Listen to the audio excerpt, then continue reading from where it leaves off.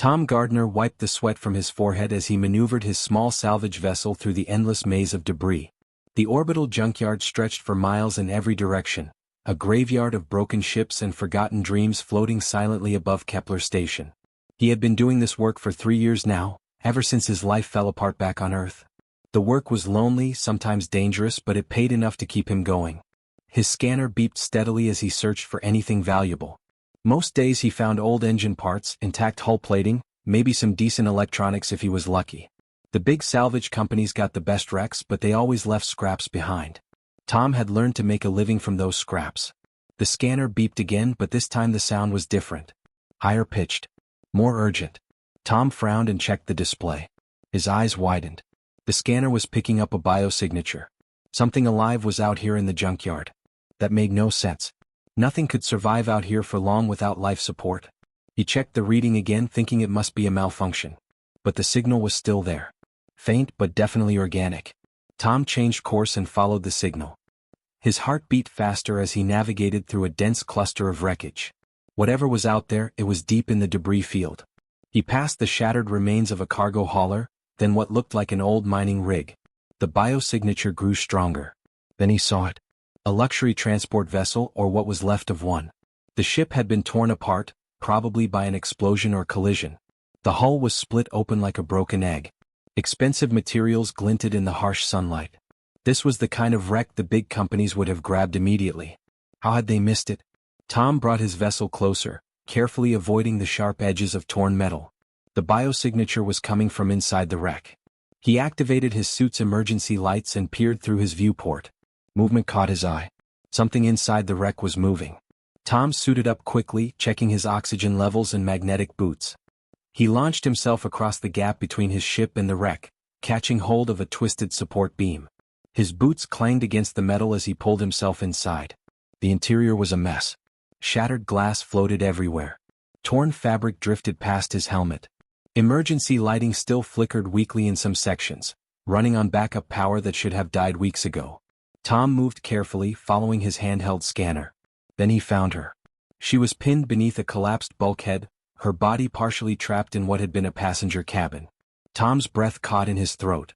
She was alien, that much was obvious. Her skin had a faint bluish tint that seemed to shimmer even in the dim light.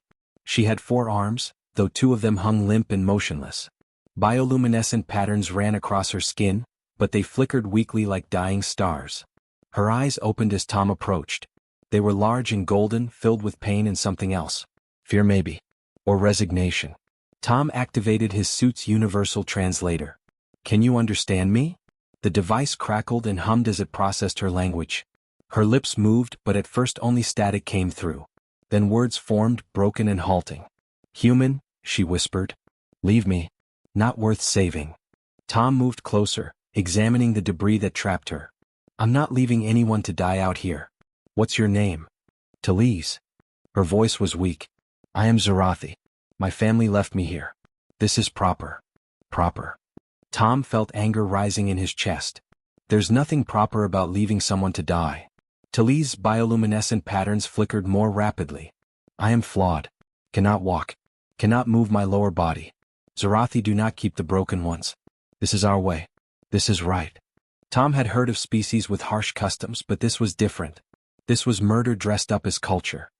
He examined the bulkhead, trapping her more carefully. It was heavy and cutting through it would take time. "How long have you been here?" he asked. 5 days. Maybe 6. Time is strange now. Talise's eyes began to close. "Please go. If you help me, you break laws. Galactic Council protects cultural practices. You will be punished." Tom pulled out his plasma cutter and activated it. The blue flame sparked to life. "I don't care much about laws that let people die." He began cutting through the bulkhead carefully. The metal was thick and reinforced. Sparks flew in the zero gravity, floating away like tiny fireflies. Talise watched him work, confusion clear on her alien features. "Why?" she asked. "You do not know me. I am nothing to you." Tom paused in his cutting. "I had a daughter once. She got sick. Genetic disorder. I couldn't save her. The best doctors in human space couldn't save her." He resumed cutting. "I'm not going to stand by and watch someone else die when I can do something about it." "Your daughter?" Talise said softly. "I'm sorry." But I am not her. I'm already dead to my people. They held ceremony. They said prayers. They brought me here and left me as our traditions demand. Well, your traditions can go to hell, Tom said. He finished one cut and moved to the next. You're breathing. Your heart's beating. That makes you alive in my book. The cutting took almost an hour. Twice, Tom had to stop and let his equipment cool down. His oxygen was getting low, but he kept working. Talise drifted in and out of consciousness, her bioluminescent patterns growing dimmer. Finally, the last section of bulkhead came free. Tom pushed it aside and carefully pulled Talise from the wreckage. Her lower body hung limp. She couldn't move her legs at all, and 2 of her 4 arms were paralyzed. I need to get you to my ship, Tom said. Can you hold on? Talise wrapped one functioning arm around his shoulders. Her grip was weak. Tom activated his suit's emergency beacon so his ship's autopilot could track him, then launched back across the gap. The journey back felt longer, more dangerous. He was carrying precious cargo now. Inside his ship, Tom laid Talise on the medical bay's examination table. The equipment immediately began scanning her, but warning lights flashed. The systems weren't designed for Zarathi physiology. Tom cursed under his breath and began manually adjusting the settings. You should not have done this, Talise whispered. Now you are bound to me. You will face consequences. Tom pulled off his helmet and looked at her. Her golden eyes met his, filled with a mixture of gratitude and fear. Then I'll face them, he said simply. Nobody deserves to die alone in the dark. As Tom worked to stabilize her vital signs, his ship's communication system began beeping. Incoming messages. Lots of them. Word was already spreading that he had interfered with a Zarathi cultural practice. The authorities would be calling soon. Maybe the Zarathi embassy. Maybe the Galactic Council itself. Tom ignored the beeping and focused on keeping Talise alive. He had made his choice the moment he started cutting through that bulkhead. Whatever came next, he would deal with it. Right now, all that mattered was the faint pulse he could see on the monitor and the slight rise and fall of Talise's chest as she breathed. She was alive. For now, that was enough. The medical bay's alarm woke Tom from a restless sleep in his pilot's chair. He jumped up and rushed to check on Talise. Her bioluminescent patterns were pulsing erratically, and the monitor showed her temperature dropping. He adjusted the heating elements and checked the oxygen mixture for the 3rd time that night. The equipment was doing its best, but it was designed for human emergencies, not alien physiology. Tom had been awake for nearly 30 hours straight. His eyes burned with exhaustion, but every time he tried to rest, another alarm would sound. Talise's body kept reacting unpredictably to the treatments. What stabilized her 1 hour would cause problems the next. You should sleep, Talise said weakly. Her voice was stronger now than in the junkyard, but still fragile. You are hurting yourself for nothing. You're not nothing, Tom said, checking her vital signs again. And I've gone longer without sleep. His communication console beeped insistently. It had been beeping almost non-stop since he brought Talise aboard. Tom had been ignoring it, but he knew he couldn't avoid the authorities forever. He sighed and accepted the incoming call. A stern face appeared on the screen. Administrator Chin of Kepler Station's Galactic Affairs Office. Her expression was cold and official. Mr. Gardner, you are in violation of at least 7 Galactic Council regulations, she said without greeting. You have interfered with a registered cultural practice of the Zarathi people. This is a serious offense. Tom crossed his arms. I saved someone's life. That's not an offense where I come from. The Zarathi embassy has been notified of your actions. They have officially stated they have no interest in retrieving the individual. She was properly removed according to their customs. Administrator Chen's tone was clipped and precise. You are required by law to return her to Zarathi space immediately. Return her to die, you mean? Tom said. His jaw tightened. I'm not doing that. Mr. Gardner, cultural sovereignty is a cornerstone of galactic law. We cannot impose human values on other species, no matter how we personally feel about their practices. Administrator Chin leaned forward. If you do not comply, your salvage license will be revoked. You will be barred from Kepler Station. Criminal charges may be filed. Tom looked at Talise lying on the medical table. Her golden eyes were watching him, listening to every word. There was shame in those eyes, but also something else now. A tiny spark of hope that hadn't been there before. Do what you need to do, Tom said. I'm not handing her over. He cut the transmission before Administrator Chin could respond. Talise's bioluminescent patterns shifted to a deep blue color. Tom's research suggested that meant sadness or distress in Zarathi body language. "You should not sacrifice your life for me," she said quietly. "I'm not worth this trouble. My own family knew this. They were right to leave me." Tom pulled up a chair next to the medical table and sat down heavily. "Tell me about your family." Talise was quiet for a long moment. "I had a mother, a father, 2 siblings. I was a navigator on deep space vessels. I was good at my work. I had respect. I had purpose." Her voice cracked slightly. "Then there was an accident. A shuttle crash. My spine was damaged. I could not walk anymore. Could not use half my limbs." "And they just abandoned you?" Tom asked. "It is not abandonment to them. It is mercy." Talise's patterns shifted again, flickering between colors. Zarathi believed that a broken body means a broken spirit. That genetic weakness should not be passed on. They held a ceremony for me. Everyone I knew attended. They mourned me as if I had died. Then they brought me to the junkyard and said their final prayers. Tom felt his anger building. "That's not mercy. That's cruelty." "You do not understand our ways," Talise said, but her voice lacked conviction. "For 10,000 years, Zarathi have done this. It keeps our people strong. It keeps our gene pool pure. Everyone accepts this. Everyone knows this is how it must be. Did you accept it?" Tom asked directly. "When they left you there, did you think it was right?" Talise turned her head away. For a long time she didn't answer. When she finally spoke, her voice was barely a whisper. "I wanted to live. I begged them not to leave me. My mother would not look at me. My father said I was already gone, that the daughter he knew died in the crash. My sister cried, but she did not speak against them." Talise's bioluminescent patterns turned almost black. "I am ashamed that I wanted to live. I am ashamed that I was not strong enough to accept my fate with dignity." Tom reached out and gently touched one of her functioning hands. "There's no shame in wanting to live. That's the most natural thing in the universe." His console beeped again. More messages piling up. Tom ignored them and turned to his computer terminal. He began searching through medical databases, looking for any information on Zarathi anatomy. There wasn't much. The Zarathi kept their biological information closely guarded. But Tom found a few research papers, some anatomical diagrams from cultural exchange programs. "What are you doing?" Talise asked. "Learning," Tom said, scrolling through dense medical text. "If I'm going to keep you alive, I need to understand how your body works." He spent the next several hours reading everything he could find. Zarathi physiology was complex. They had a dual circulatory system and a nervous structure unlike anything in human biology. Their spinal column was more like a network than a single cord. The bioluminescent patterns on their skin weren't just decorative. They were connected to their emotional and neurological state. Tom made notes and cross-referenced them with his medical equipment's capabilities.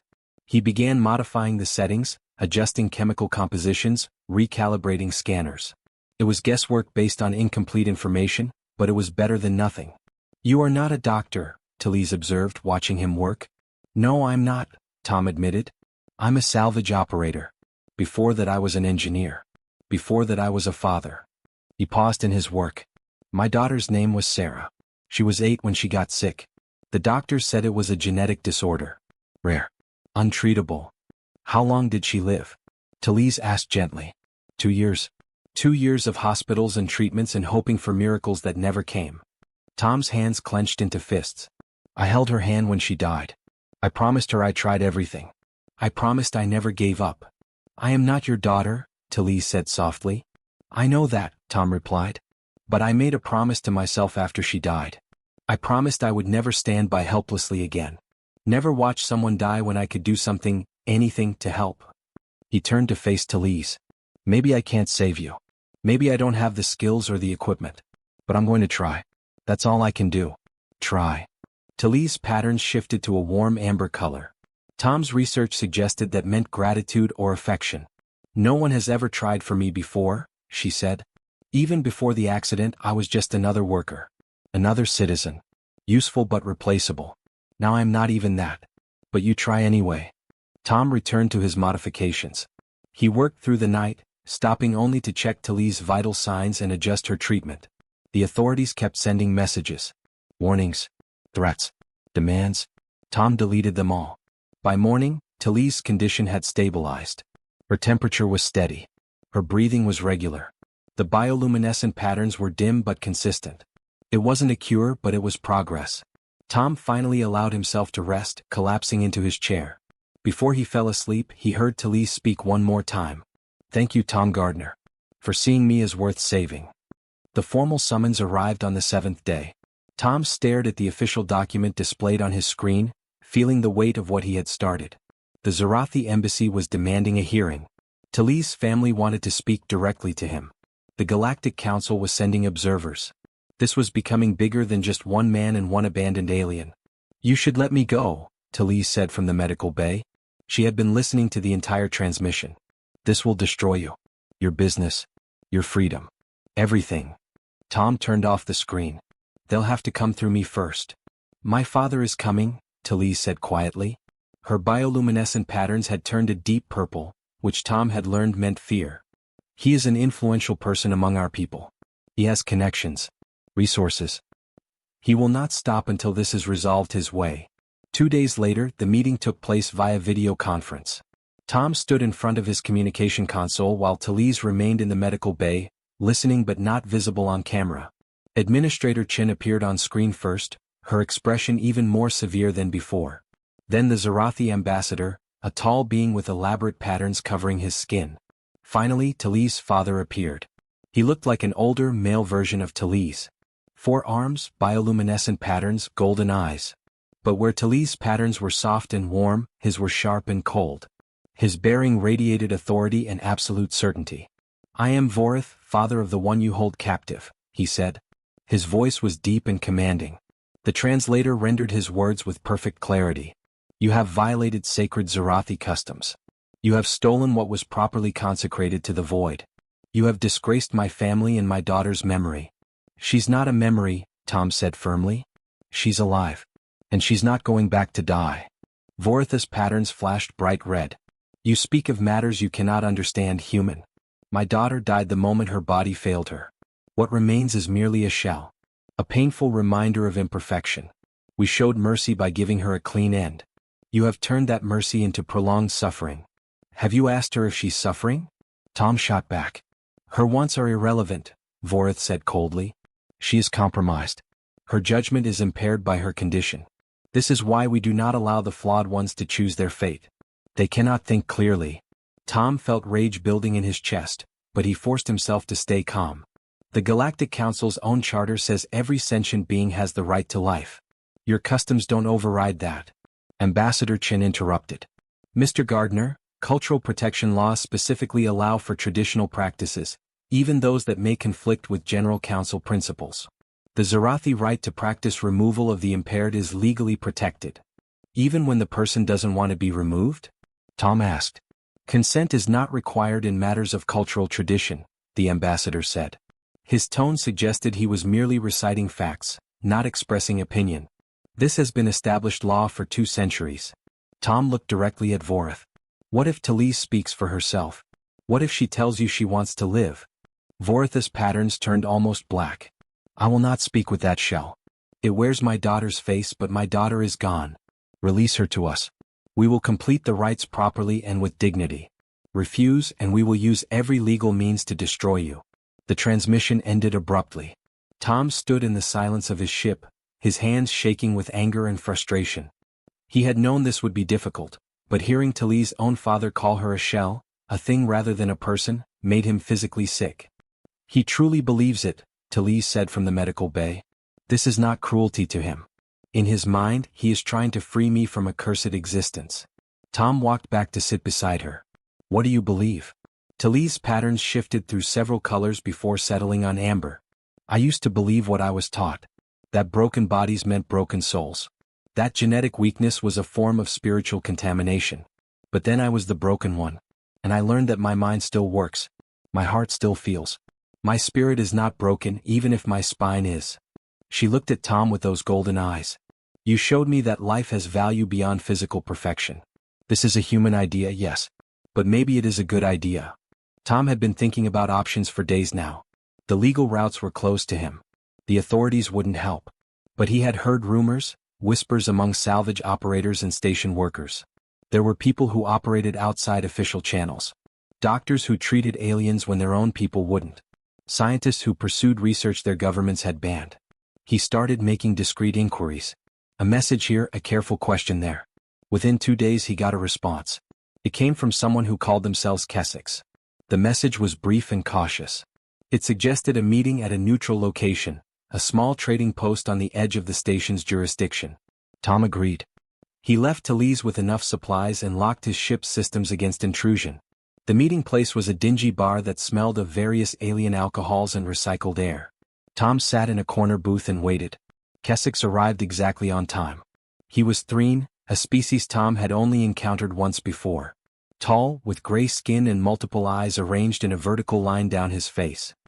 He wore a medical scanner on his belt and carried an air of quiet competence.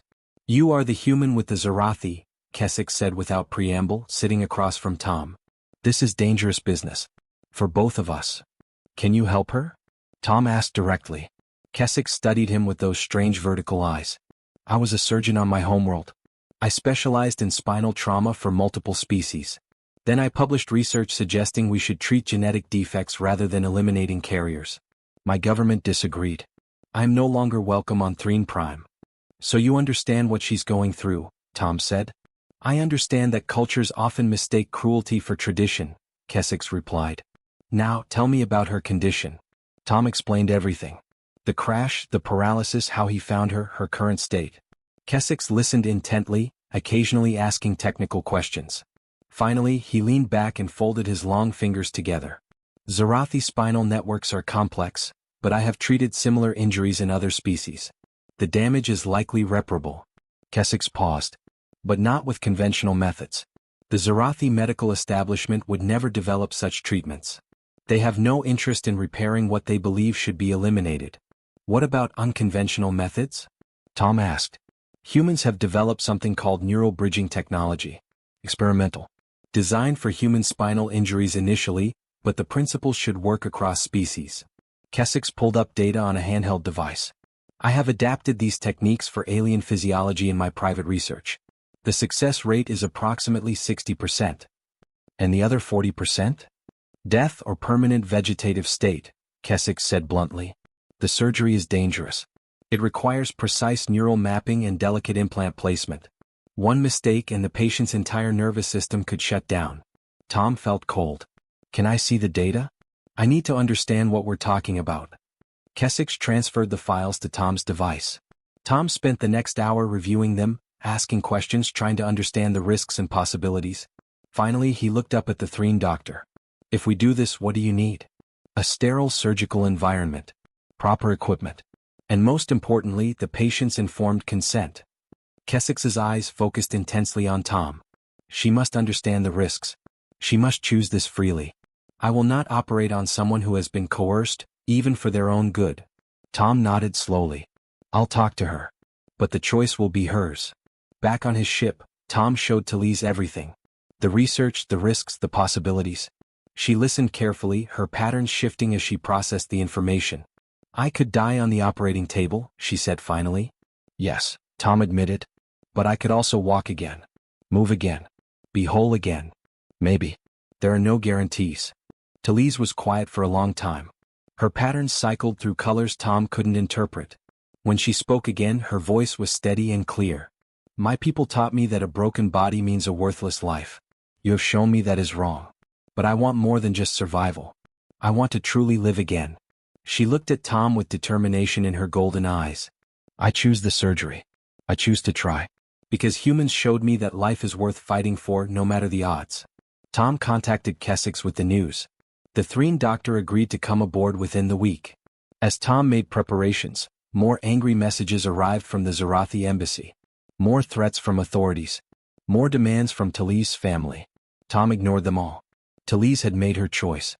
Now all they could do was prepare and hope that human technology and alien courage would be enough. Kessex arrived in the middle of the night cycle, his medical equipment packed in unmarked containers. Tom had converted his cargo bay into a makeshift surgical theater, sterilizing every surface twice and setting up the lighting exactly as the Threen doctor had specified. It wasn't a proper hospital, but it would have to do. "This is adequate," Kessex said, examining the space with his vertical line of eyes. "I have worked in worse conditions. Once I performed emergency surgery in an asteroid mine with only emergency lighting and basic tools. Talise lay on the surgical table, her bioluminescent patterns cycling rapidly through colors. Tom recognized the signs of fear now. He held one of her functioning hands. "You don't have to do this," he said quietly. "We can find another way." "There is no other way," Talise replied. Her voice was steady despite her fear. "This is my only chance. I am ready." Kessex prepared his instruments while Tom administered the anesthetic mixture they had carefully calculated for Zarathi physiology. Talise's golden eyes stayed focused on Tom until the medication took effect and her patterns slowly dimmed to a soft blue glow. "Now we begin," Kessex said. "This will take many hours. You should rest." Tom shook his head. "I'm staying." The surgery was unlike anything Tom had ever witnessed. Kessex worked with absolute precision, his multiple eyes allowing him to track several instruments at once. He made careful incisions along Talise's spine, exposing the complex neural network beneath. Tom watched as the doctor mapped each damaged pathway, identifying where the connections had been severed in the crash. "The Zarathi nervous system is fascinating," Kessex murmured as he worked. "More redundant than human anatomy. Multiple pathways for the same signals. If we can bridge the primary damage points, the secondary pathways should compensate for remaining gaps." He began implanting the neural bridges, tiny devices smaller than rice grains. Each one had to be positioned exactly right, connecting damaged nerve clusters to healthy tissue. The devices would act as translators, converting neural signals across the damaged sections of Talise's spine. Hours passed. Tom brought Kessex water and helped adjust the lighting when needed. The Threen doctor never wavered, never rushed, treating each implant placement like a sacred task. At one point, alarms sounded as Talise's vital signs fluctuated. Kessex calmly adjusted medication levels and continued working. 12 hours became 15. 15 became 18.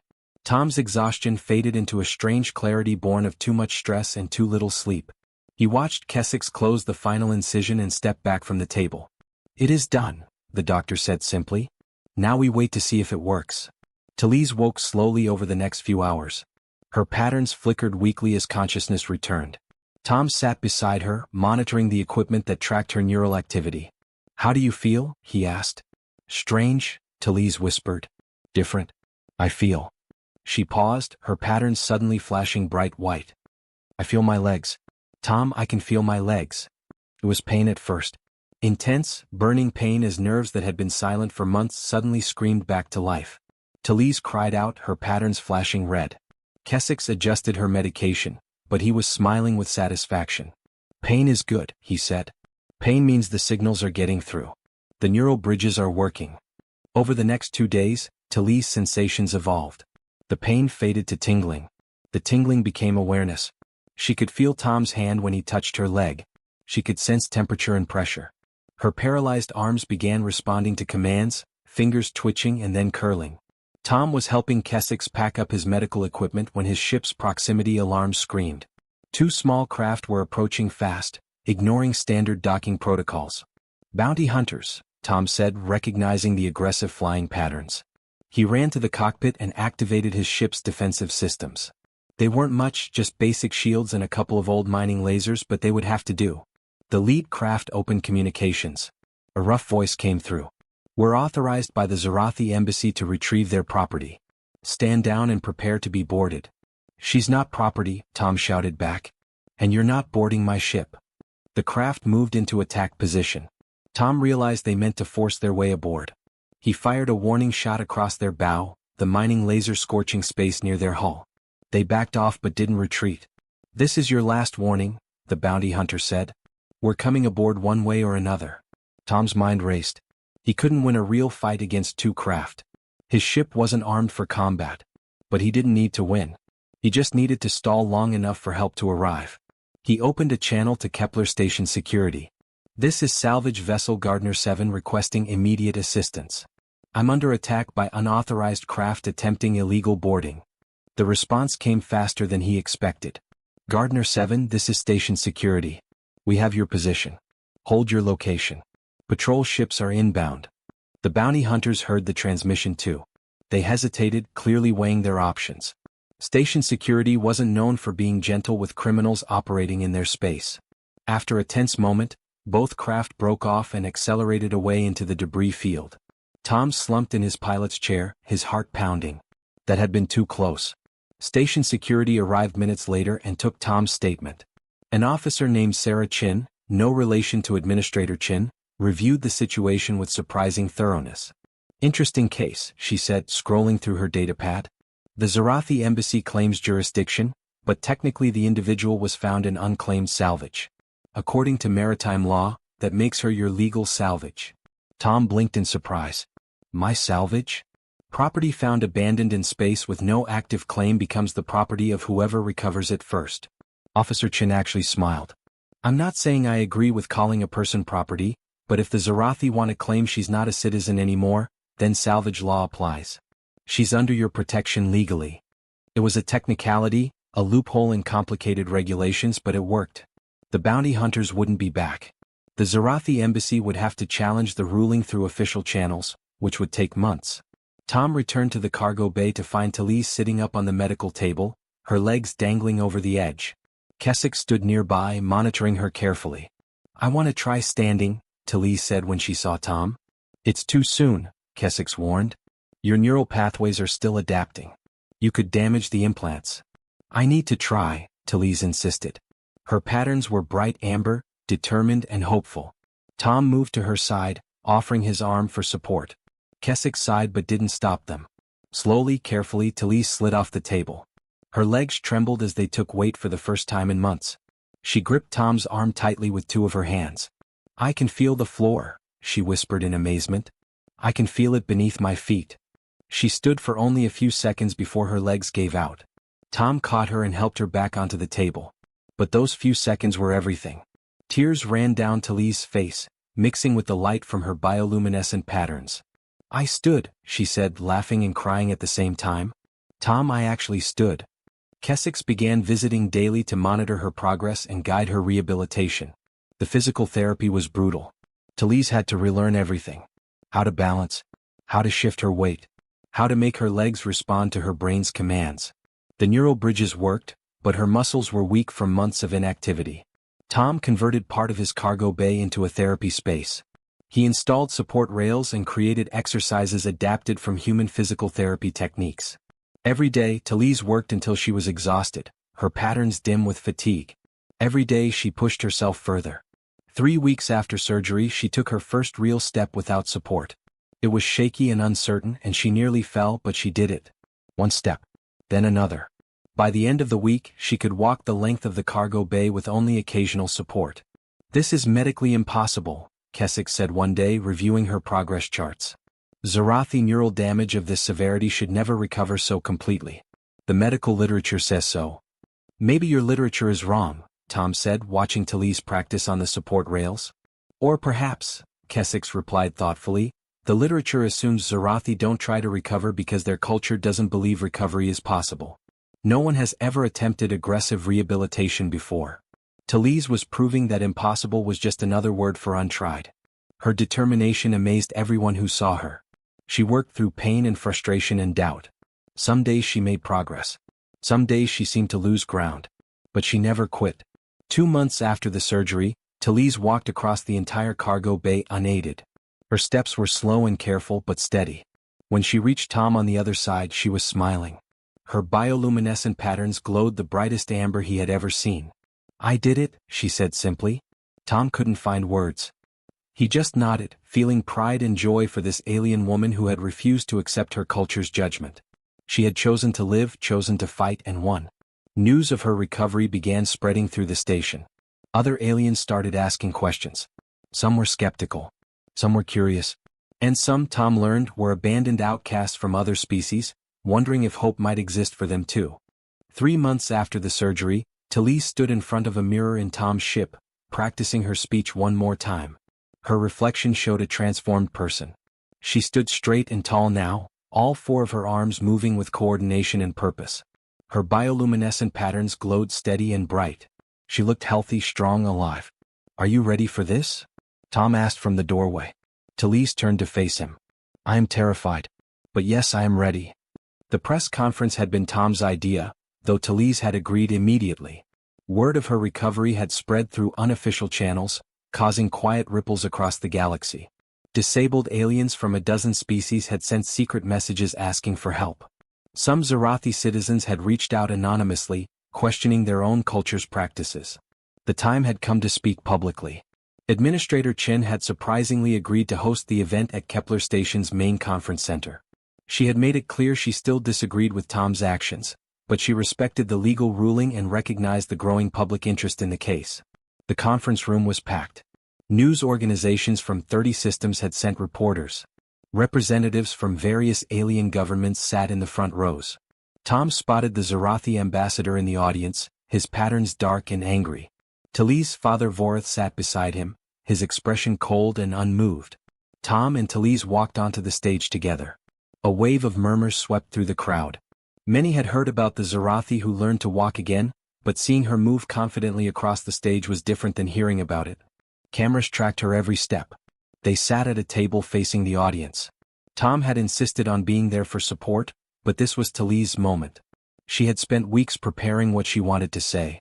"Thank you for coming," Talise began, speaking in perfect galactic standard. Her voice carried clearly through the room. "My name is Talise. 3 months ago I was paralyzed and left to die in an orbital junkyard. Today I stand before you to speak a truth my people do not want heard." She paused, letting her words sink in. The room was completely silent. The Zarathi practice what we call purification. When one of us becomes disabled, develops a genetic condition, or shows signs of physical or mental imperfection, we are removed from society. We are told this is merciful. We are told this maintains the strength and purity of our species. We are told to accept this fate with dignity. Talise's patterns flashed bright red, showing her anger. We are told lies. Someone in the audience gasped. The Zarathi ambassador stood up, but security gestured for him to sit. This was a legal press conference. Everyone had a right to speak. "I was a navigator," Talise continued. "I had a career, a family, a life. When a shuttle accident damaged my spine, all of that was taken from me. Not by the injury itself, but by my culture's response to it. My family mourned me as if I had died. They held ceremonies. They said prayers. Then they abandoned me among the wreckage and debris, expecting me to accept this as right and proper." Talise stood up from her chair, demonstrating her recovered mobility. "But I did not die. A human salvage operator named Tom Gardner found me. He violated numerous laws to save my life. He faced threats from authorities, from my government, from my own family. He risked everything because he believed something my culture had forgotten. That every life has value, regardless of physical condition." Tom felt uncomfortable with the attention shifting to him, but Talise continued. "Tom found a doctor willing to attempt experimental surgery. The procedure was dangerous. I could have died on the operating table. But I chose to try because humans showed me that a damaged body does not mean a worthless life." She walked across the stage, her steps steady and sure. This recovery was considered medically impossible for Zarathi. Do you know why? Not because our bodies cannot heal, but because our culture never tries to heal them. We discard our injured before we learn what they might achieve. She turned to face the Zarathi ambassador directly. "I am not the only one. Every year hundreds of Zarathi are abandoned. Thousands across our history. How many brilliant minds have we thrown away? How many talented individuals have we killed? How much potential have we destroyed in the name of genetic purity?" Vorith stood up now, his patterns flashing angry red. "You have no right to speak against sacred traditions. You are an abomination. A contaminated thing that should have died cleanly." Security moved toward him, but Talise raised a hand. "Let him speak. Let everyone hear what my own father thinks of me." Vorith's voice shook with emotion. "I mourn my daughter. I said proper farewells. The creature standing there wears her face, but she is not Talise. She is a human experiment, a twisted thing that violates natural law." "I am your daughter," Talise said quietly but firmly. "The same person who learned navigation from you. Who shared your love of mathematics. Who used to sit with you and study star charts." Her patterns shifted to deep blue, showing sadness. "The only thing that changed was my body. My mind is the same. My memories are the same. My love for my family was the same even when you abandoned me." Vorith turned and left the room, unable or unwilling to hear more. But others stayed. Tom saw some Zarathi in the audience whose patterns were shifting uncertainly. Not all of them looked convinced, but some were listening. Talise addressed the crowd again. "I did not ask to be saved. I believed what my culture taught me. That I deserved death. That my broken body made me worthless." She looked at Tom with gratitude glowing in her patterns. "But humans see things differently. They see potential where we see failure. They see value where we see contamination. They taught me that different does not mean broken, and broken does not mean worthless. A reporter stood up. What do you want to happen now? I want the Galactic Council to recognize that cultural protection cannot excuse murder, Talise said clearly. I want my people to question traditions that waste lives. I want disabled individuals of all species to know they have worth, they have rights, and they deserve to live. Another reporter asked, what will you do if the Zarathi government tries to silence you?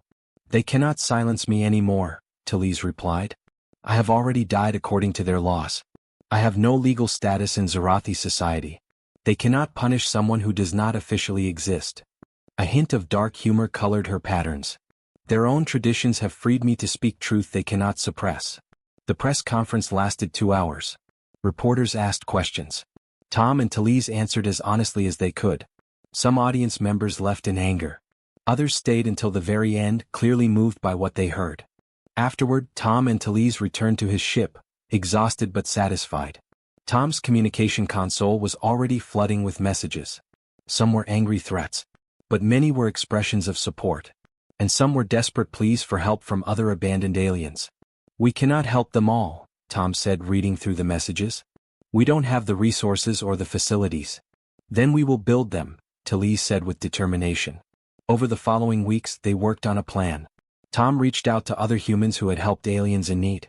Kessex agreed to help recruit doctors from various species. Donations started arriving from beings across the galaxy who supported their cause. Small amounts at first, then larger contributions from wealthy individuals who believed in the mission. They found an old space station on the edge of a neutral system. It had been a mining facility once, abandoned when the asteroid field was depleted. Tom and Talise bought it for almost nothing and began converting it into a refuge. They called it Salvage Hope. The station opened 6 months after the press conference. The first arrivals were 3 disabled aliens from different species. A Threen with a genetic condition her government wanted eliminated. A Korthan who lost his limbs in an industrial accident and was cast out by his clan. A human woman with a degenerative disease whose family had given up on her. Tom and Talise welcomed them all. They provided medical care, rehabilitation services, and most importantly, a place where being different was not a death sentence.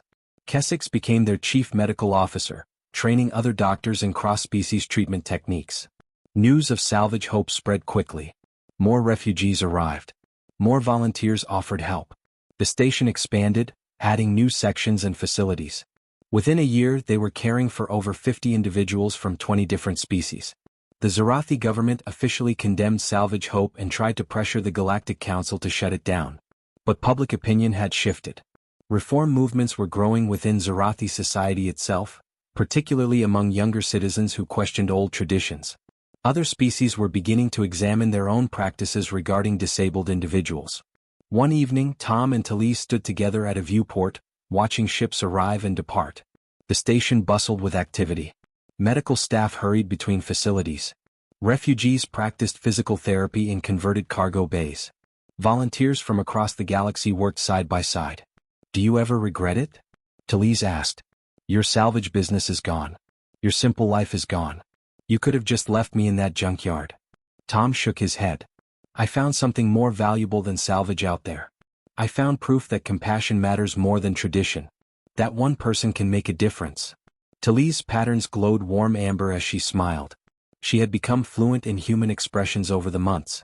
You taught the galaxy that broken things can be beautiful, she said softly. You taught me that I was never broken at all. Just different. Just waiting for someone to see my value. She took his hand in one of hers. Thank you, Tom Gardner. For not walking away.